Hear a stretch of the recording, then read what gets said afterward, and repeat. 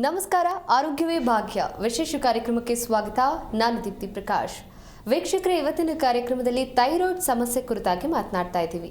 Thyroid ಸಮಸ್ಯೆ ಅಂದ್ರೆ ಏನು, ಯಾವೆಲ್ಲ ಕಾರಣಗಳಿಂದ ಇದು ಕಾಣಿಸ್ಕೊಳ್ಳುತ್ತೆ, ಇದಕ್ಕೆ ಯಾವ ರೀತಿಯಾದಂತಹ ಚಿಕಿತ್ಸೆ ಪಡಿಬೇಕು, ಇದನ್ನು ತಿಳಿಸ್ಕೊಡೋದಕ್ಕೆ ನಮ್ಮ ಜೊತೆ ಇದ್ದಾರೆ ಹೋಮಿಯೋ ಕೇರ್ ಇಂಟರ್ನ್ಯಾಷನಲ್ ಇಂದ ಬಂದಂತಹ doctor Umar. Hello doctor, welcome to the show. Hello doctor, thyroid ಸಮಸ್ಯೆ ಕುರಿತಾಗಿ ಮಾತನಾಡ್ತಾ ಇದ್ದೀವಿ. ಮೊದಲನೇದಾಗಿ ಈ ಥೈರಾಯ್ಡ್ ಗ್ಲ್ಯಾಂಡ್ ಅಂದ್ರೆ ಏನು, ಇದರ ಫಂಕ್ಷನ್ಸ್ ಬಗ್ಗೆ ತಿಳಿಸ್ಕೊಡಿ. ನೋಡಿ, ಥೈರಾಯ್ಡ್ ಗ್ಲ್ಯಾಂಡ್ ಅಂತ ಹೇಳಿದ್ರೆ ನಮ್ಮ ಕುತ್ತಿಗೆಯ ಭಾಗದಲ್ಲಿ ಒಂದು ಗ್ರಂಥಿ ಇದೆ. ಸೊ ಒಂದು ಬಟರ್ಫ್ಲೈ ಶೇಪ್ಡ್ ಗ್ಲ್ಯಾಂಡ್ ಇದೆ. ಇದಕ್ಕೆ ನಾವು ಥೈರಾಯ್ಡ್ ಗ್ಲ್ಯಾಂಡ್ ಅಂತ ಹೇಳ್ತೀರಿ. ಈ thyroid gland certain hormones release ಮಾಡುತ್ತೆ. ಸೊ ಇದಕ್ಕೆ ನಾವು T3 ಆ್ಯಂಡ್ T4 ಅಂತ ನಾವು ಹೇಳ್ತೀರಿ. ಸೊ ಈ ಎರಡು ಹಾರ್ಮೋನ್ಸ್ ಏನಿದೆಯೋ ನಮ್ಮ ದೇಹದ ಎಲ್ಲ ಥರದ ಡೆವಲಪ್ಮೆಂಟಿಗೆ ತುಂಬ ಇಂಪಾರ್ಟೆಂಟ್ ಆಗುತ್ತೆ. ಸೊ ಫಿಸಿಕಲ್ ಡೆವಲಪ್ಮೆಂಟ್ ಇರಬಹುದು, ಮೆಂಟಲ್ ಫಂಕ್ಷನಿಂಗ್ ಇರಬಹುದು, ಮೆಂಟಲ್ ಡೆವಲಪ್ಮೆಂಟ್ ಇರಬಹುದು. ಸೊ ಎಲ್ಲ ಥರದ ಕೆಲಸ ಆಗೋದಕ್ಕೆ ಈ ಎರಡು ಹಾರ್ಮೋನ್ ತುಂಬ ಇಂಪಾರ್ಟೆಂಟ್. ಸೊ ಒಂದು ವೇಳೆ ಈ ಹಾರ್ಮೋನ್ಸಲ್ಲಿ ಏನಾದರೂ ವ್ಯತ್ಯಾಸ ಆದಾಗ, ಇದು ನಾರ್ಮಲ್ ರೇಂಜ್ಗಿಂತ ಅತಿ ಹೆಚ್ಚಾಗಿ ರಿಲೀಸ್ ಆದರೂ ಕೂಡ ತೊಂದರೆ ಆಗುತ್ತೆ. ನಾರ್ಮಲ್ ರೇಂಜ್ಗಿಂತ ತುಂಬ ಕಡಿಮೆ ಪ್ರಮಾಣದಲ್ಲಿ ರಿಲೀಸ್ ಆದರೂ ಕೂಡ ಈ ಒಂದು ಸಮಸ್ಯೆ ಆಗುತ್ತೆ. ಸೊ ಈ ಹಾರ್ಮೋನ್ಸ್ ನಾವು ನೋಡ್ತೀರಿ ನಮ್ಮ ದಿನ ಎವ್ರಿ ಡೇ ಆ್ಯಕ್ಟಿವಿಟೀಸ್ಗೆ ಈ ಹಾರ್ಮೋನ್ಸ್ ತುಂಬ ಇಂಪಾರ್ಟೆಂಟ್. ಸೊ ಚಿಕ್ಕ ಮಕ್ಕಳಲ್ಲಿರಬಹುದು, ಹುಟ್ಟುವಂಥ ಮಗು ಇರಬಹುದು, ಯುವಕರಲ್ಲಿರಬಹುದು, ವಯಸ್ಸಾದವರಲ್ಲಿರಬಹುದು, ಈ ಹಾರ್ಮೋನ್ಸ್ ತುಂಬ ಇಂಪಾರ್ಟೆಂಟ್. ಸೊ ನಾನು ಹೇಳಿದೆ ಡೆವಲಪ್ಮೆಂಟ್. ಸೊ ಈಗ ಮಕ್ಕಳಲ್ಲಿ ನಾವು ನೋಡ್ತೀರಿ ಗ್ರೋಯಿಂಗ್ ಏಜ್ ಗ್ರೂಪಲ್ಲಿ ಈ ಹಾರ್ಮೋನ್ಸ್ ಕರೆಕ್ಟಾಗಿದ್ದಾಗ ಸಾಕಷ್ಟು ಹೈಟ್ ಆ್ಯಂಡ್ ವೆಯ್ಟ್ ಡೆವಲಪ್ಮೆಂಟಿಗೆ ಇವೆಲ್ಲದಕ್ಕೂ ಕೂಡ ಹೆಲ್ಪ್ ಆಗ್ತಾ ಹೋಗುತ್ತೆ. ಸೊ ಅದೇ ಥರ over period of time certain age ಆದಮೇಲೆ ನಮ್ಮ ಹೈಟ್ ಬೆಳೆಯೋದಿಲ್ಲ, ಬಟ್ ನಮ್ಮ ಫಂಕ್ಷನಿಂಗ್ ಮೇಂಟೈನ್ ಮಾಡೋದಕ್ಕೆ ಈ ಹಾರ್ಮೋನ್ ತುಂಬ ಇಂಪಾರ್ಟೆಂಟ್. ಅದೇ ಥರ ನಮ್ಮ ಮೆಂಟಲ್ ಫಂಕ್ಷನಿಂಗ್ ಇರಬಹುದು, ಮೆಂಟಲ್ ಡೆವಲಪ್ಮೆಂಟ್ ಇರಬಹುದು, ಇವೆಲ್ಲದಕ್ಕೂ ಕೂಡ ಈ ಹಾರ್ಮೋನ್ಸ್ ತುಂಬ ಇಂಪಾರ್ಟೆಂಟ್ ಆಗುತ್ತೆ. ಸೊ ಏನಾದರೂ ಈ ಹಾರ್ಮೋನ್ಸಲ್ಲಿ ಏರುಪೇರು ಆದಾಗ ಸಾಕಷ್ಟು ತೊಂದರೆಗಳಾಗ್ತಾ ಹೋಗುತ್ತೆ. ಥೈರಾಯ್ಡ್ ಗ್ಲ್ಯಾಂಡ್ ಫಂಕ್ಷನ್ಸ್ ಬಗ್ಗೆ ತಿಳಿಸ್ಕೊಟ್ರಿ. ಈಗ ಥೈರಾಯ್ಡ್ ಸಮಸ್ಯೆ ಅಂದರೆ ಏನು, ಇದು ಹೇಗೆ ಉಂಟಾಗುತ್ತೆ ಅಂತ ನೋಡಿ, ಥೈರಾಯ್ಡ್ ಸಮಸ್ಯೆ ಅಂತ ನಾವು ಹೇಳಿದಾಗ ಇದನ್ನು ನಾವು ಬ್ರಾಡಾಗಿ ಎರಡು ಟೈಪ್ಸಲ್ಲಿ ನಾವು ನೋಡ್ತೀರಿ.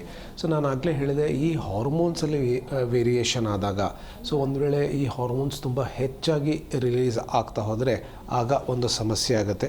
ಸೊ ಅದಕ್ಕೆ ನಾವು ಹೈಪೋಥೈರಾಯ್ಡಿಸಮ್ ಅಂತ ಹೇಳ್ತೀರಿ. ಒಂದು ವೇಳೆ ಇದು ತುಂಬ ಕಡಿಮೆ ಪ್ರಮಾಣದಲ್ಲಿ ರಿಲೀಸ್ ಆಗ್ತಿದ್ದಾರೆ, ಹೈಪೋಥೈರಾಯ್ಡಿಸಮ್ ಅಂತ ಹೇಳಿದಾಗ ಇದರಲ್ಲಿ ತುಂಬ ಕಡಿಮೆ ಪ್ರಮಾಣದಲ್ಲಿ ಈ ಹಾರ್ಮೋನ್ಸ್ ರಿಲೀಸ್ ಆಗ್ತಾ ಹೋಗುತ್ತೆ. ತುಂಬ ಹೆಚ್ಚಾಗಿ ರಿಲೀಸ್ ಆದಾಗ ಇದಕ್ಕೆ ನಾವು ಹೈಪರ್ ಥೈರಾಯ್ಡಿಸಮ್ ಅಂತ ಹೇಳ್ತೀರಿ.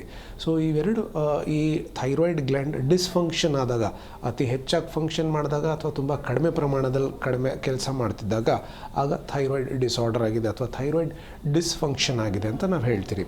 ಸೊ ಇದು ಆಗೋದಕ್ಕೆ ಮುಖ್ಯ ಕಾರಣಗಳು ನಾವು ನೋಡಿದಾಗ, ಒಂದು ಸ್ಟ್ರಾಂಗ್ ಫೆಮಿಲಿಯಲ್ ಹಿಸ್ಟ್ರಿ, ಅಂದರೆ ತಂದೆ ತಾಯಿ ಅಥವಾ ಬ್ಲಡ್ ರಿಲೇಷನ್ಸಲ್ಲಿ ಈ ಒಂದು ಸಮಸ್ಯೆ ಇದ್ದರೆ ಪರ್ಟಿಕ್ಯುಲರ್ ಪೇಷಂಟ್ಸ್ಗೂ ಕೂಡ ಈ ಒಂದು ಸಮಸ್ಯೆ ಬರಬಹುದು. ಒಂದು ನಂತರ ನಾವು ನೋಡ್ತೀರಿ ನಮ್ಮ ಜೀವನ ಶೈಲಿ ನಾವು ಕರೆಕ್ಟಾಗಿ ಇಟ್ಕೊಂಡಿರಲಿಲ್ಲ ಅಂದಾಗ, ಲಾಂಗ್ ಸ್ಟ್ಯಾಂಡಿಂಗ್ ಸುಮಾರು ಕೇಸಸಲ್ಲಿ ನಾವು ನೋಡ್ತೀರಿ ಸುಮಾರು ವರ್ಷಾನುಗಂಟ್ಲೆ ಬರೀ ನೈಟ್ ಶಿಫ್ಟ್ ಮಾಡ್ತಾ ಇದ್ದಾಗ ಈ ಒಂದು ಸಮಸ್ಯೆ ಆಗಬಹುದು.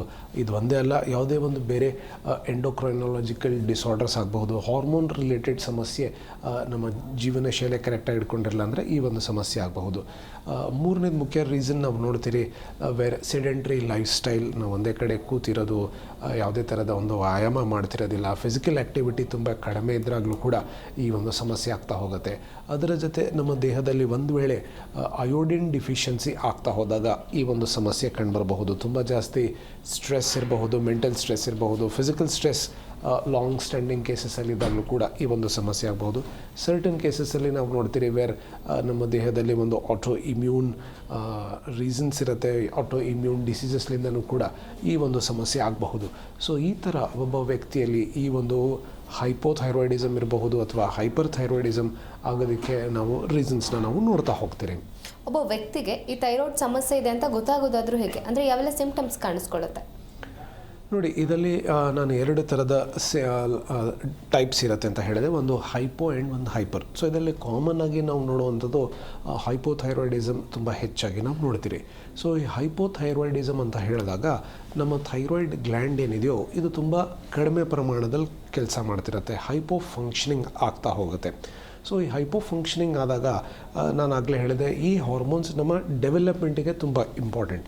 ಸೊ ಈಗ ನಾವು ಏಜ್ ಗ್ರೂಪ್ ನಾವು ಮಾತಾಡ್ತಾ ಹೋದಾಗ, ಸೊ ಫಾರ್ ಎಕ್ಸಾಂಪಲ್ ಈಗ ಮಕ್ಕಳಲ್ಲಿರಬಹುದು, ಸೇ 1 year ಏಜ್ ಗ್ರೂಪ್ ಅಥವಾ 10 years ಏಜ್ ಗ್ರೂಪ್ ಒಳಗಡೆ ಈ ಒಂದು ಹೈಪೋಥೈರಾಯ್ಡಿಸಮ್ ಕಂಡು ಬಂದಾಗ ಇದಕ್ಕೆ ನಾವು ಇನ್ನೊಂದು ಹೆಸರು ಹೇಳ್ತೀರಿ, ಇದಕ್ಕೆ ನಾವು ಕ್ರೆಟಿನಿಸಮ್ ಅಂತ ನಾವು ಹೇಳ್ತೀರಿ.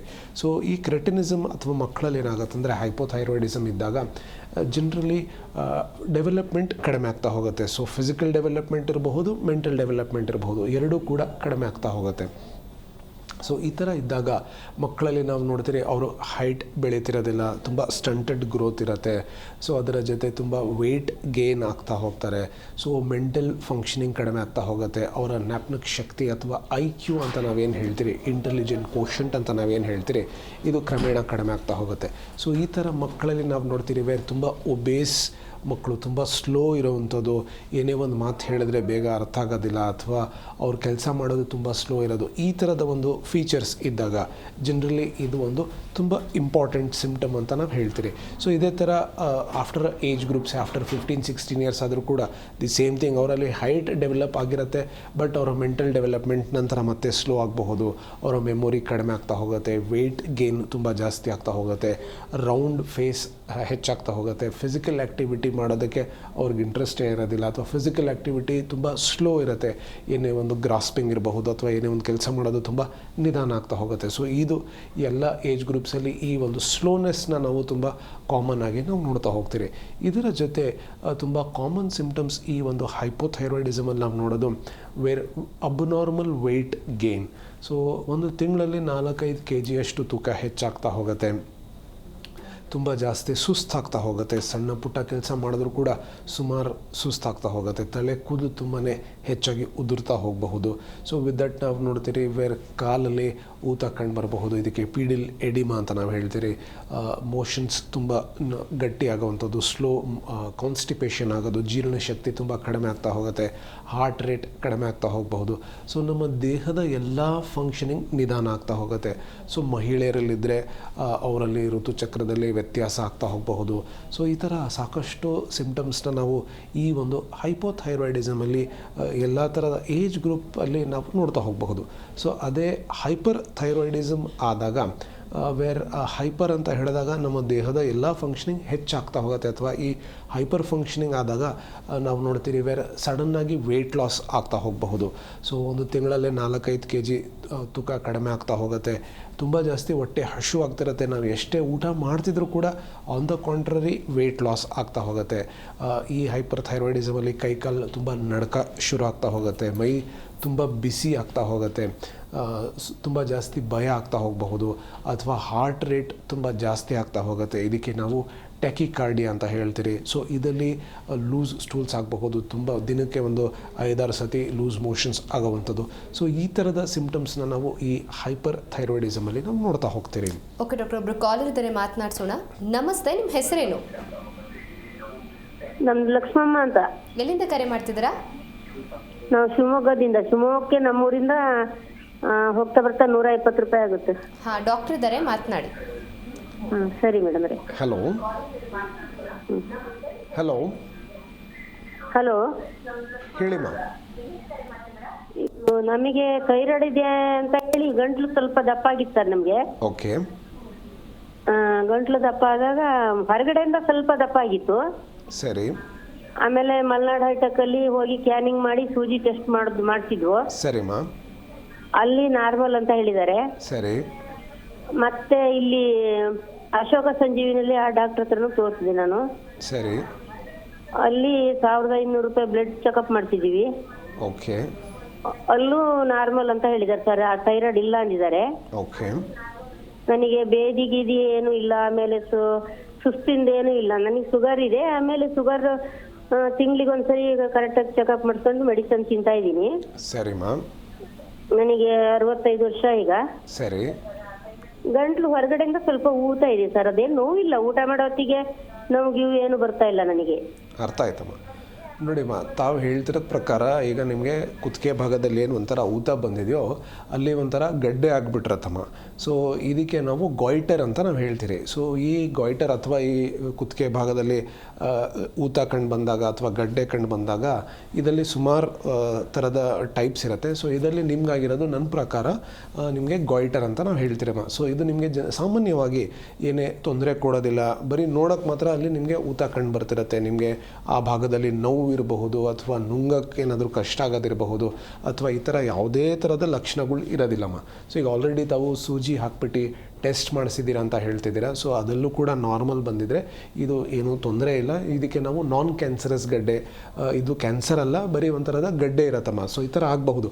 ಸೊ ಇದರ ಜೊತೆ ಒಬ್ಬೊಬ್ಬರಲ್ಲಿ ಈ ಥೈರಾಯ್ಡ್ ಗ್ರಂಥಿ ಕೆಲಸ ಮಾಡೋದು ಕಷ್ಟ ಆಗಬಹುದು. ಬಟ್ ಈಗ ತಾವು ರಕ್ತದ ಪರೀಕ್ಷೆ ಮಾಡಿಸಿದ್ದೀರಾ, ಸೊ ಅದರಲ್ಲಿ ಏನೂ ಇಲ್ಲ ಅಂತ ಹೇಳ್ತಿದ್ದೀರಾ. ಸೊ ಇದು ನಿಮಗೆ ಬರೀ ಗಾಯ್ಟರ್ ಇದೆ, ಬರೀ ಊತ ಇದೆ, ಆದರೆ ಆ ಒಂದು ಥೈರಾಯ್ಡ್ ಗ್ರಂಥಿ ಏನಿದೆಯೋ ಅದು ಕರೆಕ್ಟಾಗಿ ಕೆಲಸ ಮಾಡ್ತಿದೆಯಮ್ಮ. ಸೊ ಇದಕ್ಕೆ ಸಾಮಾನ್ಯವಾಗಿ ನಾವು ಒಂದು ಬೇರೆ ಥರದ ಒಂದು ಚಿಕಿತ್ಸೆ ಕೊಡ್ತೀರಿ. ಸೊ ಆ ಚಿಕಿತ್ಸೆ ತೊಗೊಂಡ್ರೆ ಆ ಏನು ನಿಮಗೆ ಊತ ಬಂದಿದೆಯೋ ಅಥವಾ ಗಡ್ಡೆ ಕಂಡು ಬರ್ತಿದೆಯೋ ಅದು ಕ್ರಮೇಣ ಕಡಿಮೆ ಆಗ್ತಾ ಹೋಗುತ್ತೆ. ಸೊ ಶುಗರಿಗೆ ನೀವೇನು ಮಾತ್ರೆ ತಿಂತಿದ್ದೀರಾ ಅದನ್ನು ಹಾಗೆ ಕಂಟಿನ್ಯೂ ಮಾಡ್ತಾ ಹೋಗಿ, ಶುಗರ್ನ ತಾವು ಕಂಟ್ರೋಲಲ್ಲಿ ಇಟ್ಕೊಳ್ಳಿ. ಇದಕ್ಕೆ ತಾವು ಆದಷ್ಟು ಹೂಕೋಸು ಇರಬಹುದು, ನವಿಲು ಕೋಸು ಇರಬಹುದು, ಇದನ್ನು ಉಪಯೋಗ್ಸೋಕ್ಕೆ ಹೋಗಬೇಡಿ. ಕಲ್ಲುಪ್ಪು ಉಪಯೋಗ್ಸೋಕ್ಕೆ ಹೋಗಬೇಡಿ, ಪುಡಿ ಉಪ್ಪು ಉಪಯೋಗಿಸಿ. ಈ ಥರ ಮಾಡ್ತಾ ಹೋಗಿ ಇದರ ಜೊತೆ ಹೋಮಿಯೋಪತಿ ಚಿಕಿತ್ಸೆ ಇರತ್ತಮ್ಮ. ಆ ಒಂದು ಚಿಕಿತ್ಸೆ ತಗೊಂಡ್ರೆ ಕ್ರಮೇಣ ಏನೊಂದು ಊತ ಆಗಿದೆಯೋ ಅದು ಕ್ರಮೇಣ ಕಡಿಮೆ ಆಗ್ತಾ ಹೋಗುತ್ತಮ್ಮ. ಥ್ಯಾಂಕ್ ಯು ಲಕ್ಷ್ಮಮ್ಮ ಕರೆ ಮಾಡೋದಕ್ಕಾಗಿ. ಡಾಕ್ಟರ್, ಇನ್ನು ಜೆಂಡರ್ ಅನ್ನೋ ವಿಷಯಕ್ಕೆ ಬಂದರೆ ಮೇಲ್ ಆರ್ ಫಿಮೇಲ್ ಯಾರಲ್ಲಿ ಹೆಚ್ಚಾಗಿ ಕಾಣಿಸ್ಕೊಳ್ಳುತ್ತೆ ಈ ಥೈರಾಯ್ಡ್ ಸಮಸ್ಯೆ? ಸಾಮಾನ್ಯವಾಗಿ ಈ ಹೈಪೋಥೈರಾಯ್ಡಿಸಮ್ ಏನಿದೆಯೋ ಇದು ಮಹಿಳೆಯರಲ್ಲಿ ಒಂದು ಪೋರ್ಷನ್ ಆಫ್ ಸಮಸ್ಯೆ ಹೆಚ್ಚಾಗಿ ನಾವು ನೋಡ್ತೀರಿ. ಸೊ ಪುರುಷರಲ್ಲೂ ಕೂಡ ಕಂಡು ಬರುತ್ತೆ, ಬಟ್ ಪರ್ಸೆಂಟೇಜ್ ನಾವು ನೋಡಿದಾಗ ಮಹಿಳೆಯರಲ್ಲಿ ಈ ಒಂದು ಸಮಸ್ಯೆ ಹೆಚ್ಚಾಗಿ ನಾವು ನೋಡ್ತೀರಿ. ಅದೇ ಥರ ಹೈಪರ್ ಥೈರಾಯ್ಡಿಸಮ್ ನಾವೇನು ನೋಡ್ತೀರಿ ಇದು ಪುರುಷರಲ್ಲಿ ಹೆಚ್ಚಾಗಿ ನಾವು ನೋಡ್ತೀರಿ. ಸೊ ಈ ಹೈಪೋಥೈರಾಯ್ಡಿಸಮ್ ಜನರಲಿ ಮಹಿಳೆಯರಲ್ಲಿ ಹೆಚ್ಚಾಗಿ ಕಂಡು ಬರೋದಕ್ಕೆ ರೀಸನ್ಸ್ ನಾವು ನೋಡಿದಾಗ ಒಂದು ಅವರ ಪ್ರೆಗ್ನೆನ್ಸಿ ಇರಬಹುದು ಅಥವಾ ಪೋಸ್ಟ್ ಪ್ರೆಗ್ನೆನ್ಸಿ ಇರಬಹುದು. ಸೊ ಇದರಲ್ಲಿ ಸರ್ಟನ್ ಹಾರ್ಮೋನಲ್ ವೇರಿಯೇಷನ್ ಆಗ್ತಾ ಹೋಗಬಹುದು, ಅಥವಾ ಅವರಲ್ಲಿ ಮೊದಲನೇದಾಗಿ ಋತುಚಕ್ರ ಕಂಡು ಬಂದಾಗ ಮೆನಾರ್ಕ್ ಇರಬಹುದು, ಮೆನೋಪಾಸ್ ಇರಬಹುದು. ಸೊ ಇದರಲ್ಲಿ ಸರ್ಟನ್ ಹಾರ್ಮೋನಲ್ ಇಂಬ್ಯಾಲೆನ್ಸಸ್ ಆಗಬಹುದು. ಸೊ ಸರ್ಟನ್ ಕೇಸಸ್ಸಲ್ಲಿ ಈ ಒಂದು ಇಂಬ್ಯಾಲೆನ್ಸ್ ಆಗ್ತಾ ಈ ಒಂದು ಹೈಪೋಥೈರಾಯ್ಡಿಸಮ್ ಹೆಚ್ಚಾಗಿ ನಾವು ನೋಡ್ತಾ ಹೋಗ್ತೀರಿ. ಸೊ ಈ ಕಾರಣದಿಂದ ಮಹಿಳೆಯರಲ್ಲಿ ಈ ಒಂದು ಸಮಸ್ಯೆ ಹೆಚ್ಚಾಗಿ ನಾವು ನೋಡಬಹುದು. ಓಕೆ, ಹೆರಿಡಿಟಿ ಕೂಡ ಕಾರಣ ಆಗುತ್ತೆ ಥೈರಾಯ್ಡ್ ಸಮಸ್ಯೆ ಬರೋಕ್ಕೆ ಅಂತ ಹೇಳ್ತಾ ಇದ್ರಿ. ಅಪ್ಪ ಅಮ್ಮ ಇಬ್ಬರಿಗೂ ಇರುತ್ತೆ ಅಂತ ಹೇಳಿದ್ರೆ ಮಗುವಿಗೆ ಎಷ್ಟು % ಚಾನ್ಸ್ ಇರುತ್ತೆ ಬರೋದಕ್ಕೆ ಈ ಸಮಸ್ಯೆ? ಈಗ ಎರಡು ಪೇರೆಂಟ್ಸ್ಗೂ ಕೂಡ ಈ ಒಂದು ಸಮಸ್ಯೆ ಇದ್ದು ಅವ್ರಿಗೊಂದು ವೇಳೆ 4 ಮಕ್ಕಳಿದ್ರೆ ಈ 4 ಮಕ್ಕಳಿಗೂ ಕೂಡ ಈ ಒಂದು ಸಮಸ್ಯೆ ಬರಬಹುದು. ಬಟ್ ಈಗ ಒಂದು ವೇಳೆ ಬರೀ ಒಂದು ಪೇರೆಂಟಿಗೆ ಈ ಒಂದು ಸಮಸ್ಯೆ ಇದ್ದು ಅವ್ರಿಗೆ 4 ಮಕ್ಕಳಿದ್ರೆ ಆ 4 ಮಕ್ಕಳಲ್ಲಿ ಯಾವುದಾದ್ರೂ 2 ಮಕ್ಕಳಿಗೆ ಈ ಒಂದು ಸಮಸ್ಯೆ ಬರಬಹುದು. ಸೊ ಈಗ ಬರೀ ಒಂದು ಪೇರೆಂಟಿಗಿದ್ದರೆ ಸೊ ಅಗೇನ್ ಇದೇ ಥರ ಚಾನ್ಸಸ್ ಕಡಿಮೆ ಆಗ್ತಾ ಹೋಗುತ್ತೆ. ಸೊ ಡೆಫಿನೆಟ್ಲಿ ಒಂದು ಸ್ಟ್ರಾಂಗ್ ಟೆಂಡೆನ್ಸಿ ನಾವು ನೋಡ್ತೀರಿ. ಬೇರೆ ತಂದೆ ಅಥವಾ ತಾಯಿಗೆ ಈ ಹೈಪೋಥೈರಾಯ್ಡಿಸಮ್ ಇದ್ದರೆ ಮಕ್ಕಳಿಗೆ ಈ ಒಂದು ಸಮಸ್ಯೆ ಬರಬಹುದು. ಬಟ್ ಅಗೇನ್ ಇದರಲ್ಲಿ ನಾವು ನೋಡ್ತೀರಿ ಬೇರೆ ಒಂದು ನಮ್ಮ ಜೀನ್ಸ್ ಮೇಲೆ ಡಿಪೆಂಡ್ ಆಗ್ತಾ ಹೋಗುತ್ತೆ. ನಮ್ಮ ದೇಹದಲ್ಲಿ 2 ಥರದ ಜೀನ್ಸ್ನ ನಾವು ನೋಡ್ತೀರಿ. ಒಂದು ರೆಸೆಸಿವ್ ಜೀನ್, ಒಂದು ಡಾಮಿನೆಂಟ್ ಜೀನ್ ಅಂತ ನಾವು ನೋಡ್ತೀರಿ. ಸೊ ಒಂದು ವೇಳೆ ನಾವು ನಮ್ಮ ಪೇರೆಂಟ್ಸ್ಲಿಂದ ಆ ಒಂದು ಡಾಮಿನೆಂಟ್ ಜೀನ್ನ ನಾವು ಕ್ಯಾರಿ ಮಾಡ್ತಾ ಇದ್ದಾಗ ಅದರಲ್ಲಿ ಈ ಒಂದು ಸಮಸ್ಯೆ ಇದ್ದರೆ over a period of time ಈ ಒಂದು ಸಮಸ್ಯೆ ಬರಬಹುದು. ಬಟ್ ವಿತ್ ದಟ್ ಅಗೇನ್ ನಾವು ನಮ್ಮ ಲೈಫ್ ಸ್ಟೈಲ್ನ ನಾವು ಕರೆಕ್ಟಾಗಿ ಲೀಡ್ ಮಾಡಿದ್ರೆ, ಒಂದು ಒಳ್ಳೆ ಲೈಫ್ ಸ್ಟೈಲ್ನ ಲೀಡ್ ಮಾಡ್ತಾ ಕರೆಕ್ಟಾಗಿದ್ದರೆ ಈ ಡಾಮಿನೆಂಟ್ ಜೀನ್ ಇದ್ದು ಕೂಡ ಈ ಒಂದು ಸಮಸ್ಯೆ ಬರೆದಿದ್ದಂಗೆ ಸುಮಾರು ವರ್ಷದವರೆಗೂ ನಾವು ಪ್ರಯತ್ನ ಮಾಡಬಹುದು, ಅದು ಬರೆದಿದ್ದಂಗೆ ನಾವು ನೋಡ್ಕೊಳ್ಬಹುದು. But over a period of time ಈ ಒಂದು ಸಮಸ್ಯೆ ತುಂಬ ಹೆಚ್ಚಾಗಿ ಇನ್ಗ್ರೇವ್ಡ್ ಇದ್ದಾಗ ಬರಬಹುದು. ಬಟ್ ಅಗೇನ್ ಸರ್ಟನ್ ಮೆಡಿಕೇಷನ್ಸ್ನ ನಾವು ಫಾಲೋ ಮಾಡ್ತಾ ಅಥವಾ ನಮ್ಮ ಲೈಫ್ ಸ್ಟೈಲ್ನ ನಾವು ಚೇಂಜಸ್ ಮಾಡಿದ್ರೆ ಡೆಫಿನೆಟ್ಲಿ ಹೆಲ್ಪ್ ಆಗುತ್ತೆ. ಒಳ್ಳೆ ಲೈಫ್ ಸ್ಟೈಲ್ನ ಲೀಡ್ ಮಾಡಬೇಕು ಅಂತ ಹೇಳಿದ್ರಿ. ಅಂದರೆ ಲೈಫ್ ಸ್ಟೈಲಲ್ಲಿ ಏನೆಲ್ಲ ಚೇಂಜಸ್ ಮಾಡ್ಕೋಬೇಕು, ನಮ್ಮ ಲೈಫ್ ಸ್ಟೈಲ್ ಹೇಗಿರಬೇಕು? ನೋಡಿ, ನಮ್ಮ ದೇಹದಲ್ಲಿ ಒಂದು ಬಯೋಲಾಜಿಕಲ್ ಕ್ಲಾಕ್ ಇದೆ. ಇದಕ್ಕೆ ನಾವು ಸಿಕ್ಯಾಟ್ರಿನ್ ರಿದಮ್ ಅಂತ ನಾವು ಹೇಳ್ತೀರಿ. ಅಂದರೆ ನಮ್ಮ ದೇಹದಲ್ಲಿ ಸರ್ಟನ್ ಟೈಮಲ್ಲಿ ಸರ್ಟನ್ ಹಾರ್ಮೋನ್ಸ್ ರಿಲೀಸ್ ಆಗ್ತಾ ಹೋಗುತ್ತೆ. ಆ ಒಂದು ಹಾರ್ಮೋನ್ ರಿಲೀಸ್ ಆಗೋ ಸಮಯದಲ್ಲಿ ನಾವು ಆ್ಯಕ್ಟಿವ್ ಆಗಿರಬೇಕು, ಓಡಾಡ್ತಿರಬೇಕು. ಸೊ ಈ ಥರ ನಾವು ಇರಬೇಕಾಗತ್ತೆ. ಸೊ ನಮಗೆ ಕತ್ಲಾದಾಗ ನಾವು ರೆಸ್ಟ್ ಮಾಡೋದಿರಬಹುದು, ನಿದ್ದೆ ಮಾಡೋದಿರಬಹುದು. It is one common understanding. ನಮ್ಮ ಮೆದುಳಲ್ಲಿ ಸರ್ಟನ್ ಹಾರ್ಮೋನ್ಸ್ ರಿಲೀಸ್ ಆಗ್ತಾ ಹೋಗುತ್ತೆ, ಅದರಿಂದ ನಮಗೆ ನಿದ್ದೆ ಬರುತ್ತೆ. ಸೊ ಈಗ ನಾವು ನಮ್ಮ ಈ ಬಯೋಲಜಿಕಲ್ ಕ್ಲಾಕ್ ವಿರುದ್ಧವಾಗಿ ನಾವು ನಡೀತಾ ಹೋದಾಗ ಸಾಕಷ್ಟು ಸಮಸ್ಯೆಗಳಾಗಬಹುದು. ಸೊ ಒಂದು ತುಂಬ ಕಾಮನ್ ಆಗಿ ನಾವು ನೋಡ್ತೀರಿ, where for a long period of time night shifts ಮಾಡೋದಿರಬಹುದು, ಅಥವಾ ಬೆಳಗ್ಗೆ ತುಂಬ ಲೇಟಾಗಿ ಎದ್ದೊಳ್ಳೋದಿರಬಹುದು, ತುಂಬ ಜಾಸ್ತಿ ಜಂಕ್ ಫುಡ್ ಮೇಲೆ ಡಿಪೆಂಡ್ ಆಗಿರೋದು, ಆಲ್ಕೋಹಾಲ್ ಕನ್ಸಂಪ್ಷನ್, ಸ್ಮೋಕಿಂಗ್ ಜಾಸ್ತಿ ಮಾಡೋದಿರಬಹುದು. ಇವೆಲ್ಲ ಮಾಡ್ತಾ ಹೋದಾಗ ಈ ಒಂದು ಬಯೋಲಜಿಕಲ್ ಕ್ಲಾಕ್ ಏನಿದೆಯೋ ಇದು ಡಿಸ್ಟರ್ಬ್ ಆಗ್ತಾ ಹೋಗುತ್ತೆ. ಸೊ ಈ ಬಯೋಲಜಿಕಲ್ ಕ್ಲಾಕ್ ಡಿಸ್ಟರ್ಬ್ ಆದಾಗ ಈ ಥರದ ಸಮಸ್ಯೆ ಬರಬಹುದು. ಸೊ ಈಗ ಒಂದು ಒಳ್ಳೆ ಲೈಫ್ ಸ್ಟೈಲ್ ಅಂತ ನಾವು ಹೇಳಿದಾಗ ಬೇಗ ಮಲ್ಕೊಳೋದಿರಬಹುದು, ಬೆಳಗಿನ ಜಾವ ಬೇಗ ಎದ್ದೊಳ್ಳೋದಿರಬಹುದು, ಸಿಂಪಲ್ ಎಕ್ಸಸೈಸ್ ವಾಕಿಂಗ್ ಮಾಡೋದಿರಬಹುದು, ಎಲ್ಲ ಥರದ ಸೊಪ್ಪು ತರಕಾರಿ ಇರಬಹುದು, ಹಣ್ಣು ಇರಬಹುದು, ಇವನ್ನೆಲ್ಲ ಹೆಚ್ಚಾಗಿ ತಿನ್ನೋದಿರಬಹುದು. ಈ ಥರದ ಒಂದು ಸಿಂಪಲ್ ಚೇಂಜಸ್ನ ನಾವು ಮಾಡಿದ್ರೆ ಡೆಫಿನೆಟ್ಲಿ ಅನುಕೂಲ ಆಗ್ತಾ ಹೋಗುತ್ತೆ. ಈಗ ನೈಟ್ ಶಿಫ್ಟ್ಸು ಕೂಡ 1 ದಿನ 15 ದಿನ 2 ತಿಂಗಳು ಮಾಡೋದಲ್ಲಿ ಏನೂ ತೊಂದರೆ ಇಲ್ಲ. But for a long period of time, 6 years 7 years ಹಂಗೆ ನಾವು ಮಾಡ್ತಾ ಹೋದಾಗ ಈ ಥರದ ಒಂದು ಕೇಸಸಲ್ಲಿ ನಾವು ನೋಡ್ತೀರಿ, ಅವರಲ್ಲಿ ಫ್ಯಾಮಿಲಿ ಹಿಸ್ಟ್ರಿ ಯಾರಲ್ಲೂ ಕೂಡ ಈ ಥರದ ಒಂದು ಸಮಸ್ಯೆ ಇರೋದಿಲ್ಲ, ಬಟ್ ಇವ್ರಿಗೆ ಈ ಒಂದು ಸಮಸ್ಯೆ ಬರಬಹುದು. ಸೊ ಈ ಥರದ ಒಂದು ಸಿಂಪಲ್ ಚೇಂಜಸ್ನ ನಾವು ಮಾಡೋದು ತುಂಬ ಇಂಪಾರ್ಟೆಂಟ್. ಅದರ ಜೊತೆ ಅಭ್ಯಾಸಗಳಿದ್ದಾಗ ಅದನ್ನು ರೆಡ್ಯೂಸ್ ಮಾಡೋದು ಡೆಫಿನೆಟ್ಲಿ ತುಂಬ ಹೆಲ್ಪ್ ಆಗುತ್ತೆ. ಓಕೆ ಡಾಕ್ಟರ್, ಮಾತನಾಡೋಣ. ವೀಕ್ಷಕರೇ, ನೀವು ಕೂಡ ಥೈರಾಯ್ಡ್ ಸಮಸ್ಯೆಯಿಂದ ಬಳಲ್ತಾ ಇದ್ರೆ ನಿಮ್ಮ ಟಿವಿ ಸ್ಕ್ರೀನ್ ಮೇಲೆ ಕಾಣಿಸ್ತಿರುವಂತಹ ನಂಬರ್ಗೆ ಕರೆ ಮಾಡ್ಬೋದು. ಡಾಕ್ಟರ್ ಇದ್ದಾರೆ, ಮಾತನಾಡ್ಬೋದು. ಎಸ್ ಡಾಕ್ಟರ್, ಥೈರಾಯ್ಡ್ ಸಮಸ್ಯೆ ಕುರಿತಾಗಿ ಮಾತನಾಡ್ತಾ ಇದ್ವಿ. ಇನ್ನು ಥೈರಾಯ್ಡ್ ಸಮಸ್ಯೆ ಇರುವವರು ಯಾವೆಲ್ಲ ಫುಡ್ಡನ್ನು ಅವಾಯ್ಡ್ ಮಾಡಬೇಕು ಅಂತ, ಯಾಕಂದರೆ ಆಗಲೇ ಲಕ್ಷ್ಮಮ್ಮ ಅನ್ನೋರು ಕರೆ ಮಾಡಿದಾಗ ಹೇಳ್ತಾ ಇದ್ರಿ, ನೀವು ಕಲ್ಲುಪ್ಪನ್ನು ಸೇವಿಸಬೇಡಿ, ಪುಡಿಯುಪ್ಪು ಸೇವಿಸಿ ಅಂತ. ಯಾಕಾಗಿ ಥರ ಅಂತ? ಸಾಮಾನ್ಯವಾಗಿ ಈ ಒಂದು ಗಾಯ್ಟರ್ ಇದ್ದಾಗ ಅಥವಾ ಕುತ್ತಿಗೆ ಭಾಗದಲ್ಲಿ ಊತ ಇದ್ದಾಗ ಅಯೋಡಿನ್ ಡಿಫಿಷಿಯನ್ಸಿ ಹೆಚ್ಚಾಗ್ತಾ ಹೋದಾಗ ಈ ಒಂದು ಸಮಸ್ಯೆ ಇನ್ನೂ ಹೆಚ್ಚಾಗಬಹುದು. ಸೊ ಜನರಲಿ ಅಯೋಡೈಸ್ಡ್ ಸಾಲ್ಟ್ ನಾವು ಉಪಯೋಗಿಸಿದ್ರೆ ಈ ಒಂದು ಸಮಸ್ಯೆ ಬರೋದಿಲ್ಲ. ಸೊ ಅದಕ್ಕೆ ನಾವು ಪುಡಿ ಉಪ್ಪನ್ನ ಅದರಲ್ಲಿ ಅಯೋಡಿನ್ ಅಂಶ ನಾವು ಎಷ್ಟು ಬೇಕಿರುತ್ತೋ ನಮ್ಮ ದೇಹಕ್ಕೆ ಅಷ್ಟು ನಾವು ಮೇಂಟೈನ್ ಮಾಡ್ತಾ ಹೋಗ್ತೀರಿ. ಸೊ ಅದಕ್ಕೆ ಅಯೋಡೈಸ್ಡ್ ಸಾಲ್ಟ್ ನಾವು ಯೂಸ್ ಮಾಡಿದ್ರೆ ಡೆಫಿನೆಟ್ಲಿ ಹೆಲ್ಪ್ ಆಗುತ್ತೆ. ಸರ್ಟನ್ ಕೇಸಸಲ್ಲಿ ನಾವು ನೋಡ್ತೀರಿ, ಕಲ್ಲುಪ್ಪು ಯೂಸ್ ಮಾಡಿದಾಗ ಅಬ್ಸಾರ್ಪ್ಷನ್ ಕರೆಕ್ಟ್ ಇರೋದಿಲ್ಲ. ಸೊ ಅದನ್ನು ಅವಾಯ್ಡ್ ಮಾಡೋಕ್ಕೆ ಹೇಳ್ತೀರಿ. ಅದರ ಜೊತೆ ಸರ್ಟನ್ ಗಾಯ್ಟರೋಜನ್ಸ್ ಅಂತ ನಾವು ಹೇಳ್ತೀರಿ. ಸೊ ಈ ಗಾಯ್ಟರೋಜನ್ಸ್ ನಾವು ಹೇಳಿದಾಗ ವೇರ್ ನವಿಲ್ಕೋಸ್ ಇರಬಹುದು, ಹೂಕೋಸ್ ಇರಬಹುದು, ಇದನ್ನು ನಾವು ಅತಿ ಹೆಚ್ಚಾಗಿ ನಾವು ಉಪಯೋಗಿಸಿದಾಗ ಈ ಏನು ಕುತ್ತಿಗೆ ಭಾಗದಲ್ಲಿ ಊತ ಕಂಡು ಬಂದಿರುತ್ತೋ ಅಥವಾ ಗಾಯ್ಟರ್ ಇರುತ್ತೋ ಅದು ಇನ್ನು ಹೆಚ್ಚು ಮಾಡಬಹುದು. ಸೊ ಈ ಕಾರಣದಿಂದ ಈ ಗಾಯ್ಟರೋಜನ್ಸ್ನ ನಾವು ಅವಾಯ್ಡ್ ಮಾಡೋಕ್ಕೆ ಹೇಳ್ತೀರಿ.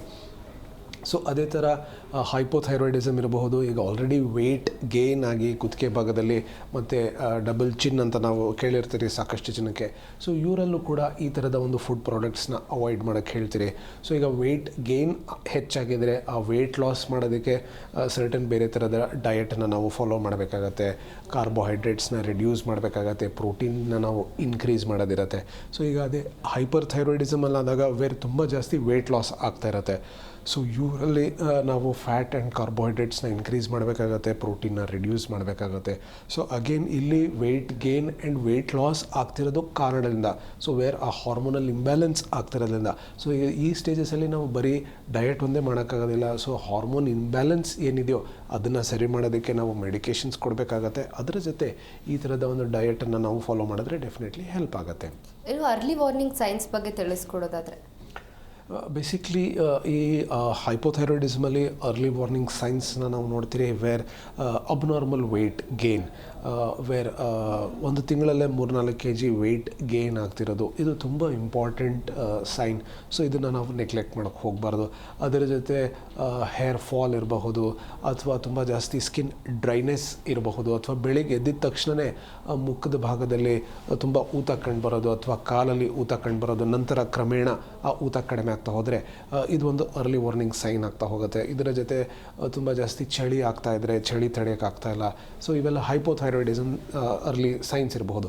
ಅದೇ ಹೈಪರ್ ಥೈರಾಯ್ಡಿಸಮ್ ಇದ್ದಾಗ ತುಂಬ ಜಾಸ್ತಿ ಭಯ ಶುರು ಆಗಬಹುದು, ಅಥವಾ ನಮಗೆ ಹಾರ್ಟ್ ರೇಟ್ ಹೆಚ್ಚಾಗಿ ಕಂಡುಬರ್ತಾ ಹೋಗುತ್ತೆ, ಅಥವಾ ಕೈ ಕಾಲಲ್ಲಿ ವೈಬ್ರೇಷನ್ ಕಂಡುಬರಬಹುದು, ತುಂಬ ಮೈಯೆಲ್ಲ ಬಿಸಿ ಅನಿಸೋದು, ವೆಯ್ಟ್ ಕಡಿಮೆ ಆಗ್ತಾ ಹೋಗೋದು. ಸೊ ಈ ಥರ ಇದ್ದಾಗ ಇದು ಹೈಪರ್ ಥೈರಾಯ್ಡಿಸಮ್ ವಾರ್ನಿಂಗ್ ಸೈನ್ಸ್ ಅಂತ ನಾವು ಹೇಳಬಹುದು. ಇನ್ನು ಮಾನಸಿಕ ಒತ್ತಡ ಅನ್ನುವಂಥದ್ದು ಈ ಥೈರಾಯ್ಡ್ ಸಮಸ್ಯೆಗೆ ಹೇಗೆ ಕಾರಣ ಆಗುತ್ತೆ ಡಾಕ್ಟರ್? ನೋಡಿ, ಬೇಸಿಕ್ಲಿ ನಮ್ಮ ದೇಹದಲ್ಲಿ ಯಾವುದೇ ಥರದ ಒಂದು ಥಾಟ್ಸ್ ಬಂದಾಗ ಅಥವಾ ಒಂದು ಭಯ, ಒಂದು ಫೋಬಿಯಾ ಇದ್ದಾಗ ಇದು ನಮ್ಮ ದೇಹದ ಎಲ್ಲ ಥರದ ಆರ್ಗನ್ಸ್ ಮೇಲೆ ಅದರ ಎಫೆಕ್ಟನ್ನು ನಾವು ನೋಡಬಹುದು. ಸ್ಪೆಸಿಫಿಕಲಿ ಈಗ ಒಂದು ಎಂಡೋಕ್ರೈನಾಲಜಿಕಲ್ ಡಿಸಾರ್ಡರ್ ಅಂತ ಹೇಳಿದಾಗ, ಎಂಡೋಕ್ರೈನ್ಸ್ ಅಂತ ನಾವು ಹೇಳಿದಾಗ ನಮ್ಮ ದೇಹದಲ್ಲಿ ಹಾರ್ಮೋನ್ ರಿಲೀಸ್ ಆಗುವಂಥ ಇದಕ್ಕೆ ನಾವು ಎಂಡೋಕ್ರೈನ್ಸ್ ಅಂತ ನಾವು ಹೇಳ್ತೀವಿ. ಸೊ ನಮ್ಮ ದೇಹದಲ್ಲಿ ಸ್ಟ್ರೆಸ್ ಆದಾಗ ಈ ಹಾರ್ಮೋನಲ್ ಇಂಬ್ಯಾಲೆನ್ಸಸ್ ಆಗಬಹುದು. ಈ ಹಾರ್ಮೋನ್ಸ್ ಎಷ್ಟು ಮಟ್ಟಿಗೆ ರಿಲೀಸ್ ಆಗಬೇಕೋ ಅಷ್ಟು ಮಟ್ಟಿಗೆ ರಿಲೀಸ್ ಆಗ್ತಿರೋದಿಲ್ಲ. ನಮ್ಮ ದೇಹದಲ್ಲಿ ಸರ್ಟನ್ ಮೆಕ್ಯಾನಿಸಮ್ಸ್ ಇರುತ್ತೆ. ಸೊ ಆ ಮೆಕ್ಯಾನಿಸಮ್ಸಲ್ಲಿ ಏರುಪೇರು ಆಗ್ತಾ ಹೋದಾಗ ಈ ಒಂದು ಸಮಸ್ಯೆ ಆಗಬಹುದು. ಈಗ ನಾನು ಹೇಳ್ತೀನಿ, ಈಗ ಒಂದು ವೇಳೆ ಸಿಂಪಲ್ ಏನಾದರೂ ಈಗ ಒಬ್ಬ ವ್ಯಕ್ತಿಗೆ ಏನಾದರೂ ಒಂದು ಬ್ಯಾಡ್ ಡೇ ಇದ್ದಾಗ ಮೂಡ್ ಆಫ್ ಆಗಿದ್ದರೆ ಅವ್ರಿಗೆ ಹೊಟ್ಟೆ ಹಸಿವಾಗೋದಿಲ್ಲ ಅಥವಾ ನಿದ್ದೆ ಬರೋದಿಲ್ಲ. So it is so much linked. So ಇದೀಗ ಈ ಥರ ಆದಾಗ ನಾವು ನೋಡ್ತೀರಿ, ಈ ಒಂದು mental stress for a long period of time ಇದ್ದಾಗ ಡೆಫಿನೆಟ್ಲಿ ಈ ಥರದ ಒಂದು ಸಮಸ್ಯೆನ ನಾವು ನೋಡಬಹುದು.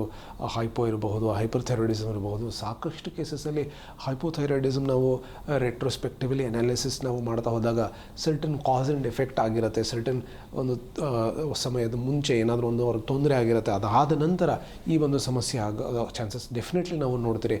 ಸೊ ವೇರ್ ನಮ್ಮ ಮೆದುಳಲ್ಲಿ ಸರ್ಟನ್ ನ್ಯೂರೋ ಟ್ರಾನ್ಸ್ಮಿಟರ್ಸ್ ಇರುತ್ತೆ, ಸರ್ಟನ್ ಹಾರ್ಮೋನ್ಸ್ ರಿಲೀಸ್ ಇರುತ್ತೆ. ಸೊ ಅವೆಲ್ಲ ವೇರಿಯೇಷನ್ ಆಗ್ತಾ ಹೋದಾಗ ಈ ಒಂದು ಆರ್ಗನ್ಸಲ್ಲೂ ಕೂಡ ಈ ಏನು ಹಾರ್ಮೋನ್ಸ್ ಎಷ್ಟು ಮಟ್ಟಿಗೆ ರಿಲೀಸ್ ಆಗಬೇಕಿರುತ್ತೋ ಅದು ರಿಲೀಸ್ ಆಗ್ತಿರೋದಿಲ್ಲ. It is a cyclical process. So ಈ ಥರದ ಒಂದು ಸಿಂಪಲ್ ಸ್ಲೀಪ್ ಇಂಬ್ಯಾಲೆನ್ಸ್ ಆಗ್ತಾ ಹೋದಾಗಲೂ ಕೂಡ for a very long period ಮತ್ತೆ ಈ ಸಮಸ್ಯೆ ಆಗ್ತಾ ಹೋಗುತ್ತೆ. ಸೊ ಇವೆಲ್ಲ ಒಂದು ಸೈಕ್ಲಿಕಲ್ ಒಂದು ಚೈನ್ ರಿಯಾಕ್ಷನ್ ಅಂತ ನಾವು ಹೇಳ್ತೀರಿ. ಇನ್ನು ಹೋಮಿಯೋಕೇರ್ ಇಂಟರ್ನ್ಯಾಷನಲ್ಲಿ ಇದಕ್ಕೆ ಯಾವ ರೀತಿಯಾದಂತಹ ಚಿಕಿತ್ಸೆ ಸಿಗುತ್ತೆ? ಬೇಸಿಕ್ಲಿ ಈ ಒಂದು ಥೈರಾಯ್ಡ್ ಸಮಸ್ಯೆನ ನಾವು ಡಯಾಗ್ನೋಸ್ ಮಾಡೋದು ತುಂಬ ಇಂಪಾರ್ಟೆಂಟ್. ಸೊ ಒಂದು ಸಿಂಪ್ಟಮ್ಸ್ ಮೇಲೆ ನಂತರ ಸರ್ಟನ್ ಲ್ಯಾಬ್ ಟೆಸ್ಟ್ನ ನಾವು ಮಾಡಿಸಿ ಈ ಒಂದು ಕಾಯಿಲೆನ ನಾವು ಡಯಾಗ್ನೋಸ್ ಮಾಡ್ತೀರಿ. ಸೊ ಡಯಾಗ್ನೋಸ್ ಮಾಡಿದ ನಂತರ ಈ ಸಮಸ್ಯೆ ಏನಕ್ಕೆ ಆಗ್ತಾ ಇದೆ, ಆ ಒಂದು ರೂಟ್ ಕಾಸ್ನ ಐಡೆಂಟಿಫೈ ಮಾಡೋದಕ್ಕೆ ಸರ್ಟನ್ ಟೆಕ್ನಿಕ್ಸ್ನ ನಾವು ಫಾಲೋ ಮಾಡ್ತೀರಿ. ಸರ್ಟನ್ ಕೇಸ್ ಹಿಸ್ಟ್ರಿ, ಕೇಸ್ ಅನಾಲಿಸಿಸ್ನ ನಾವು ಮಾಡ್ತೀರಿ. ಸೊ ಈ ತೊಂದರೆ ಎಷ್ಟು ದಿನದಿಂದ ಇದೆ, ಯಾವ ಥರದ ಒಂದು ಫಿಸಿಕಲ್ ಪ್ಲೇನ್ ಮೇಲೆ ಯಾವ ಥರದ ತೊಂದರೆ ಆಗ್ತಾಯಿದೆ, ಮೆಂಟಲ್ ಪ್ಲೇನ್ ಮೇಲೆ ಏನು ತೊಂದರೆ ಆಗ್ತಾಯಿದೆ, ಅವರ ಫ್ಯಾಮಿಲಿ ಹಿಸ್ಟ್ರಿಯಲ್ಲಿ ಯಾರಿಗಾದರೂ ಈ ಥರದ ತೊಂದರೆ ಇದೆಯಾ, ಅವರ ನ್ಯೂಟ್ರಿಷನಲ್ ಸ್ಟೇಟಸ್ ಹೇಗಿದೆ, ಇವನ್ನೆಲ್ಲ ಅನಲೈಸ್ ಮಾಡ್ತಾ ಸರ್ಟನ್ ಮೆಡಿಕೇಷನ್ಸ್ನ ನಾವು ಕೊಡ್ತೀರಿ. ಸೊ ಇದಕ್ಕೆ ಕಾನ್ಸ್ಟಿಟ್ಯೂಷನಲ್ ಥೆರಪಿ ಅಂತ ನಾವು ಹೇಳ್ತೀರಿ. ಸೊ ಈ ಒಂದು ಕಾನ್ಸ್ಟಿಟ್ಯೂಷನಲ್ ಥೆರಪಿ ನಾವು ಅಡ್ಮಿನಿಸ್ಟರ್ ಮಾಡ್ತಾ ಹೋದಾಗ ಥೈರಾಯ್ಡ್ ಗ್ಲ್ಯಾಂಡಲ್ಲಿ ಏನು ಒಂದು ಡಿಸ್ಫಂಕ್ಷನ್ ಆಗಿರುತ್ತೋ, ಅಂದರೆ ಥೈರಾಯ್ಡ್ ಹಾರ್ಮೋನ್ಸ್ ಏನು ತುಂಬ ಕಡಿಮೆ ಪ್ರಮಾಣದಲ್ಲಿ ರಿಲೀಸ್ ಆಗ್ತಿರುತ್ತೋ ಅದನ್ನು ನಾವು ಸ್ಟಿಮ್ಯುಲೇಟ್ ಮಾಡಿ, ಥೈರಾಯ್ಡ್ ಗ್ಲ್ಯಾಂಡ್ನ ಸ್ಟಿಮ್ಯುಲೇಟ್ ಮಾಡಿ ಆ ಹಾರ್ಮೋನ್ಸ್ನ ನಾರ್ಮಲ್ ರೇಂಜಿಗೆ ರಿಲೀಸ್ ಮಾಡೋವಂಥ ಮೆಡಿಕೇಷನ್ಸ್ನ ನಾವು ಕೊಡ್ತೀರಿ. ಸೊ ಒಂದು ವೇಳೆ ಅದು ತುಂಬ ಕಡಿಮೆ ಪ್ರಮಾಣ ಹೆಚ್ಚಾಗಿ ರಿಲೀಸ್ ಮಾಡ್ತಾಯಿದ್ರೆ ಅದಕ್ಕೆ ನಾವು ಮೆಡಿಕೇಷನ್ಸ್ ಕೊಟ್ಟು ಮತ್ತೆ ನಾರ್ಮಲ್ ಆಗಿ ಫಂಕ್ಷನ್ ಮಾಡೋ ಥರ ನಾವು ಮೆಡಿಕೇಷನ್ಸ್ ಕೊಡ್ತೀರಿ. ಸೊ ಈ ಒಂದು ಕಾನ್ಸ್ಟಿಟ್ಯೂಷನಲ್ ಥೆರಪಿ ನಾವು ಕೊಡ್ತಾ ಹೋದಾಗ ಥೈರಾಯ್ಡ್ ಹಾರ್ಮೋನ್ಸ್ ಸಮಸ್ಯೆ ನಾರ್ಮಲೈಸ್ ಆಗ್ತಾ ಹೋದಾಗ ಅದರ ಏನೊಂದು ಸಿಂಪ್ಟಮ್ಸ್ ಇರುತ್ತೋ ಅದು ಕ್ರಮೇಣ ಕಡಿಮೆ ಆಗ್ತಾ ಹೋಗುತ್ತೆ. So with that certain life style changes ಇರಬಹುದು, ವಾಕಿಂಗ್ ಇರಬಹುದು, ಡಯಟಲ್ಲಿ ಮಾಡಿಫಿಕೇಷನ್ಸ್ ಮಾಡೋದಿರಬಹುದು. ಇವನ್ನೆಲ್ಲ ಮಾಡ್ತಾ ಹೋದರೆ ಆ ಹೈಪೋಥೈರಾಯ್ಡಿಸಮ್ ಇರಬಹುದು ಅಥವಾ ಹೈಪರ್ ಥೈರಾಯ್ಡಿಸಮ್ ಇರಬಹುದು, ಹೋಮಿಯೋಪತಿ ಮೆಡಿಸಿನ್ಸ್ ಮುಖಾಂತರ ಇದನ್ನು ನಾವು ತುಂಬ ಚೆನ್ನಾಗಿ ನಾವು ಟ್ರೀಟ್ ಮಾಡಬಹುದು. ವಿತ್ ದಟ್ ಒಂದು ವೇಳೆ ಗಾಯ್ಟರ್ ಇದ್ದಾಗಲೂ ಕೂಡ ಬರೀ ಊತ ಬಂದಿದೆ ಬಟ್ ಥೈರಾಯ್ಡ್ ಡಿಸ್ಫಂಕ್ಷನ್ ಏನೂ ಆಗಿಲ್ಲ, ಥೈರಾಯ್ಡ್ ಹಾರ್ಮೋನ್ಸ್ ಕರೆಕ್ಟಾಗಿ ಕೆಲಸ ಮಾಡ್ತಿದ್ರೆ ಅದಕ್ಕೂ ಕೂಡ ಸರ್ಟನ್ ಮೆಡಿಕೇಷನ್ಸ್ ಇರುತ್ತೆ. ಸೊ ಅಗೇನ್ ಆ ಕಾನ್ಸ್ಟಿಟ್ಯೂಷನಲ್ ಥೆರಪಿ ಅದನ್ನು ನಾವು ಕೊಟ್ಟಾಗ ಆ ಥೈರಾಯ್ಡ್ ಗ್ಲ್ಯಾಂಡಲ್ಲಿ ಏನು ಒಂದು ಊತ ಕಂಡು ಬಂದಿರುತ್ತೋ ಅದು ಕೂಡ ಕ್ರಮೇಣ ಕಡಿಮೆ ಆಗ್ತಾ ಹೋಗುತ್ತೆ. ಸೊ ಈ ಥರ ಈ ಒಂದು ಕಾನ್ಸ್ಟಿಟ್ಯೂಷನಲ್ ಥೆರಪಿ ಮುಖಾಂತರ ಹೈಪೋಥೈರಾಯ್ಡ್ ಆ್ಯಂಡ್ ಥೈರಾಯ್ಡ್ ಡಿಸ್ಫಂಕ್ಷನ್ಸ್ ನಾವು ಟ್ರೀಟ್ ಮಾಡ್ತಾ ಹೋಗ್ತೀರಿ. ಇನ್ನು ಥೈರಾಯ್ಡ್ ಸಮಸ್ಯೆ ಅಂತ ಬಂದಾಗ ಇಗ್ನೋರ್ ಮಾಡ್ತಾ ಹೋಗ್ತಾರೆ ಒಂದಿಷ್ಟು ಜನ. ಲೈಫ್ ಸ್ಟೈಲ್ ಚೇಂಜಸ್ ಮಾಡ್ಕೊಳ್ಳಲ್ಲ, ಫುಡ್ ಹ್ಯಾಬಿಟ್ ಚೇಂಜಸ್ ಮಾಡ್ಕೊಳ್ಳಲ್ಲ. ಈ ರೀತಿ ಮಾಡ್ತಾ ಹೋಗೋದ್ರಿಂದ ಏನೆಲ್ಲ ಕಾಂಪ್ಲಿಕೇಶನ್ಸ್ ಉಂಟಾಗುತ್ತೆ? ಹೈಪೋ ಆ್ಯಂಡ್ ಹೈಪರಲ್ಲಿ ನಾವು ನೋಡಿದಾಗ ಹೈಪೋಥೈರಾಯ್ಡಿಸಮಲ್ಲಿ ತುಂಬ ನಿಧಾನವಾಗಿ ಸ್ಲೋ ಪ್ರೋಗ್ರೆಸ್ಸಿಂಗ್ ಡಿಸೀಸ್ ಅಂತ ಹೇಳ್ಬೋದು. ಇದರಲ್ಲೂ ಕಾಂಪ್ಲಿಕೇಶನ್ಸ್ ತುಂಬ ನಿಧಾನವಾಗಿ ಆಗ್ತಾ ಹೋಗುತ್ತೆ. ತುಂಬ ಕಾಮನ್ ಕಾಂಪ್ಲಿಕೇಶನ್ಸ್ನ ನಾವು ನೋಡ್ತೀರಿ. ವೇರ್ ಸಬ್ ಅಕ್ಯೂಟ್ ಎಂಡೋಕಾರ್ಡೈಟಿಸ್ ಅಂತ ನಾವು ನೋಡ್ತೀರಿ. ವೇರ್ ಹಾರ್ಟಿನ ಏನು ಒಂದು ಲೈನಿಂಗ್ ಲೇಯರ್ ಇರುತ್ತೋ ಅದಲ್ಲಿ ಇನ್ಫ್ಲಮೇಷನ್ ಆಗ್ತಾ ಸಾಕಷ್ಟು ತೊಂದರೆಗಳಾಗಬಹುದು. ವೆಯ್ಟ್ ಗೇನ್ ಹೆಚ್ಚಾಗ್ತಾ ಹೋಗುತ್ತೆ. ಸೊ ವೆಯ್ಟ್ ಗೇನ್ ಹೆಚ್ಚಾದಾಗ ಬ್ಯಾಕ್ ಪೇನ್ ಇರಬಹುದು, ನೀ ಪೇನ್ ಇರಬಹುದು, ಈ ಒಂದು ಸಮಸ್ಯೆ ಆಗಬಹುದು. ಮಹಿಳೆಯರಲ್ಲಿ ಋತುಚಕ್ರದ ತುಂಬ ಏರುಪೇರಾಗಬಹುದು, ಇದರಿಂದ ಬಂಜತನ ಆಗೋಕ್ಕೆ ಚಾನ್ಸಸ್ ಹೆಚ್ಚಿರುತ್ತೆ. ಸೊ ಈ ಥರ ಸಾಕಷ್ಟು ಕಾಂಪ್ಲಿಕೇಶನ್ಸ್ ಆಗ್ತಾ ಹೋಗ್ಬೋದು. ಅದೇ ಥರ ಹೈಪರ್ ಥೈರಾಯ್ಡಿಸಮಲ್ಲಿ ನಾವು ನೋಡಿದಾಗ ಬೇರೆದು ತುಂಬ ಫಾಸ್ಟ್ ಡಿಸೀಸ್, ಬೇರೆ ತುಂಬ ರ್ಯಾಪಿಡಾಗಿ ಈ ಒಂದು ಕಾಯಿಲೆ ಮುಂದೆ ಹೋಗ್ತಾ ಹೋಗುತ್ತೆ. ಸೊ ಇದರಿಂದ ಹಾರ್ಟ್ ರಿಲೇಟೆಡ್ ಇಶ್ಯೂಸ್ ಲೈಕ್ ಎರಿಥಿಮಿಯಾಸ್ ಅಂತ ನಾವು ಹೇಳ್ತೀರಿ, ವೇರ್ ಇರ್ರೆಗ್ಯುಲರ್ ಹಾರ್ಟ್ ಬೀಟ್ ಆಗೋವಂಥದ್ದು ತುಂಬ ಕಾಮನ್ ಆಗಿ ನಾವು ನೋಡ್ತೀರಿ. ಕಣ್ಣು ತುಂಬ ಜಾಸ್ತಿ ಊತ ಕಣ್ಣು ಬಂದುಬಿಡುತ್ತೆ, ಕಣ್ಣು ಆಚೆ ಬಂದುಬಿಡುತ್ತೆ, ಇದಕ್ಕೆ ಎಕ್ಸೋಥಾಲ್ಮಸ್ ಅಂತ ಹೇಳ್ತೀರಿ. ಸೊ ಆಂಗ್ಸೈಟಿ ಹೆಚ್ಚಾಗಬಹುದು. ಸೊ ಇವೆಲ್ಲ ನೆಗ್ಲೆಕ್ಟ್ ಮಾಡಿದಾಗ ಈ ಥರದ ಸಾಕಷ್ಟು ಕಾಂಪ್ಲಿಕೇಶನ್ಸ್ ಆಗುತ್ತೆ. ಸೊ ಇದರಲ್ಲಿ ರೈಟ್ ಟೈಮಲ್ಲಿ ನಾವು ಮೆಡಿಕೇಶನ್ಸ್ ತಗೊಂಡ್ರೆ ಇವೆಲ್ಲ ಥರದ ಕಾಂಪ್ಲಿಕೇಶನ್ಸ್ನಿಂದ ನಾವು ದೂರ ಇರಬಹುದು. ಡಾಕ್ಟರ್, ಈ ಸಮಸ್ಯೆಗೆ ಸರಿಯಾದಂತಹ ಚಿಕಿತ್ಸೆ ಏನಾದರೂ ತಗೊಂಡ್ರೆ ಕಂಪ್ಲೀಟಾಗಿ ಕ್ಯೂರ್ ಆಗುತ್ತಾ ಅಥವಾ ಮತ್ತೆ ಏನಾದರೂ ಬರುವಂತಹ ಚಾನ್ಸಸ್ ಇದೆಯಾ? ಅರ್ಲಿ ಸ್ಟೇಜಸಲ್ಲಿ ನಾವು ಇದನ್ನು ಡಯಾಗ್ನೋಸ್ ಮಾಡಿ ಕರೆಕ್ಟಾಗಿ ಚಿಕಿತ್ಸೆ ತೊಗೊಂಡ್ರೆ ಡೆಫಿನೆಟ್ಲಿ ಇದನ್ನು ನಾವು ಸಂಪೂರ್ಣವಾಗಿ ಗುಣ ಮಾಡ್ಕೊಳ್ಬಹುದು. ಅದರ ಜೊತೆ ನಮ್ಮ ಸಿಂಪಲ್ ಲೈಫ್ ಸ್ಟೈಲ್ ಚೇಂಜಸ್ ಇರಬಹುದು, ಡಯಟ್ ಇರಬಹುದು, ಇವನ್ನೆಲ್ಲ ಫಾಲೋ ಮಾಡ್ತಾ ಹೋದರೆ ಡೆಫಿನೆಟ್ಲಿ ಈ ಒಂದು ಕಾಯಿಲೆ ಮತ್ತೆ ರಿಲ್ಯಾಪ್ಸ್ ಆಗದಿಲ್ಲದಂಗೂ ಕೂಡ ನಾವು ನೋಡ್ಕೊಳ್ಬಹುದು. ಇನ್ನು ಥೈರಾಯ್ಡ್ ಸಮಸ್ಯೆ ಅಂತ ಬಂದಾಗ ಹೋಮಿಯೋಪತಿಗೂ ಮತ್ತು ಇಂಗ್ಲೀಷ್ ಮೆಡಿಸಿನ್ಗೂ ಇರುವಂತಹ ವ್ಯತ್ಯಾಸದ ಬಗ್ಗೆ ತಿಳಿಸ್ಕೊಡಿ. ಸಾಮಾನ್ಯವಾಗಿ ಹೋಮಿಯೋಪತಿಯಲ್ಲಿ ನಾವು ಯಾವುದೇ ಥರದ ಒಂದು ಕೆಮಿಕಲ್ ಸಪ್ಲಿಮೆಂಟ್ಸ್ನ ನಾವು ಯೂಸ್ ಮಾಡೋದಿಲ್ಲ. ಅಂದರೆ ಈಗ ಒಬ್ಬ ವ್ಯಕ್ತಿಗೆ ಥೈರಾಯ್ಡ್ ಹಾರ್ಮೋನ್ ಕಡಿಮೆ ಆಗ್ತಿದ್ರೆ ಬೇರೆ ಸಿಸ್ಟಮ್ ಆಫ್ ಮೆಡಿಸಿನಲ್ಲಿ ಥೈರಾಯ್ಡ್ ಹಾರ್ಮೋನ್ ಸಪ್ಲಿಮೆಂಟ್ಸ್ನ ಕೊಡ್ತಾ ಹೋಗ್ತಾರೆ. ಸೊ ನಾವು ಕೊಡೋ ಔಷಧಿ ಆ ಥೈರಾಯ್ಡ್ ಗ್ಲ್ಯಾಂಡ್ನ ಸ್ಟಿಮ್ಯುಲೇಟ್ ಮಾಡಿ ಆ ಹಾರ್ಮೋನ್ಸ್ನ ರಿಲೀಸ್ ಮಾಡೋದಕ್ಕೆ ನಾವು ಮೆಡಿಕೇಷನ್ಸ್ನ ನಾವು ಕೊಡ್ತೀವಿ. ಸೊ ಇದನ್ನು ಮಾಡಿದಾಗ ಇದರಿಂದ ನಾವು ಈ ಒಂದು ಕಾಯಿಲೆ ನಾವು ಸಂಪೂರ್ಣವಾಗಿ ಗುಣ ಮಾಡ್ಕೊಳ್ಬಹುದು. ಸೊ ಈಗ ನಾವು ಸಪ್ಲಿಮೆಂಟ್ಸ್ ತೊಗೊಳ್ತಾ ಇದ್ದಾಗ ಅದನ್ನು ತೊಗೊಳ್ತಾ ಇದ್ದರೆ ಮಾತ್ರ ಅದು ಕಂಟ್ರೋಲಲ್ಲಿರುತ್ತೆ. ನಂತರ ಬಿಟ್ಟರೆ ಮತ್ತೆ ಥೈರಾಯ್ಡ್ ಹಾರ್ಮೋನ್ ಡಿಸ್ಫಂಕ್ಷನ್ ಆಗುತ್ತೆ. ಸೊ ಈ ಒಂದು ತುಂಬ ಡಿಫ್ರೆನ್ಸಿಯೇಟಿಂಗ್ ಪಾಯಿಂಟ್. ಸೊ ಇದನ್ನು ಕರೆಕ್ಟಾಗಿ ಕಾನ್ಸ್ಟಿಟ್ಯೂಷನಲ್ ಥೆರಪಿ ನಾವು ಮಾಡಿದ್ರೆ ಡೆಫಿನೆಟ್ಲಿ ಇದನ್ನು ನಾವು ಸಂಪೂರ್ಣವಾಗಿ ನಾವು ಟ್ರೀಟ್ ಮಾಡ್ಕೊಳ್ಬಹುದು. ಓಕೆ ಡಾಕ್ಟರ್, ಇವತ್ತಿನ ಕಾರ್ಯಕ್ರಮದಲ್ಲಿ ಭಾಗಿಯಾಗಿ ಥೈರಾಯ್ಡ್ ಸಮಸ್ಯೆ ಬಗ್ಗೆ ಸಾಕಷ್ಟು ಮಾಹಿತಿಯನ್ನು ತಿಳಿಸ್ಕೊಟ್ಟಿದ್ದಾರೆ. ಧನ್ಯವಾದಗಳು. My pleasure. ನೋಡಿದ್ರಲ್ಲ ವೀಕ್ಷಕರೇ, ನೀವು ಕೂಡ ಥೈರಾಯ್ಡ್ ಸಮಸ್ಯೆಯಿಂದ ಬಳಲ್ತಾ ಇದ್ರೆ ನಿಮ್ಮ ಟಿವಿ ಸ್ಕ್ರೀನ್ ಮೇಲೆ ಕಾಣಿಸ್ತಿರುವಂತಹ ನಂಬರ್ಗೆ ಕರೆ ಮಾಡ್ಬೋದು, ಡಾಕ್ಟರ್ನ ನೇರವಾಗಿ ಭೇಟಿಯಾಗ್ಬೋದು ಅಂತ ಹೇಳ್ತಾ ಇದಾಗಿತ್ತು ಇವತ್ತಿನ ವಿಶೇಷ. ನೋಡ್ತಾ ಇರಿ ಜೀ ಕನ್ನಡ ನ್ಯೂಸ್, ಸತ್ಯವೇ ಸುದ್ದಿಯ ಜೀವಾಳ. ವಾಸಿಯಾಗದ ಆರೋಗ್ಯ ನಿಮ್ಮನ್ನ ಕಾಡ್ತಿದೆಯಾ? ಹಾಗಿದ್ರೆ ಚಿಂತೆ ಬಿಡಿ, ನಮ್ಮ ಹೋಮಿಯೋ ಕೇರ್ಗೆ ಬನ್ನಿ. ಹೋಮಿಯೋ ಕೇರ್ ಇಂಟರ್ನ್ಯಾಷನಲ್ ಹಲವು ಆರೋಗ್ಯ ಸಮಸ್ಯೆಗಳಿಗೆ ಸಿಗಲಿದೆ ಸೂಕ್ತ ಪರಿಹಾರ. ನೇರ ಭೇಟಿಗೆ ಸಂಪರ್ಕಿಸಿ 9550 00 1133 1800 10 81 212.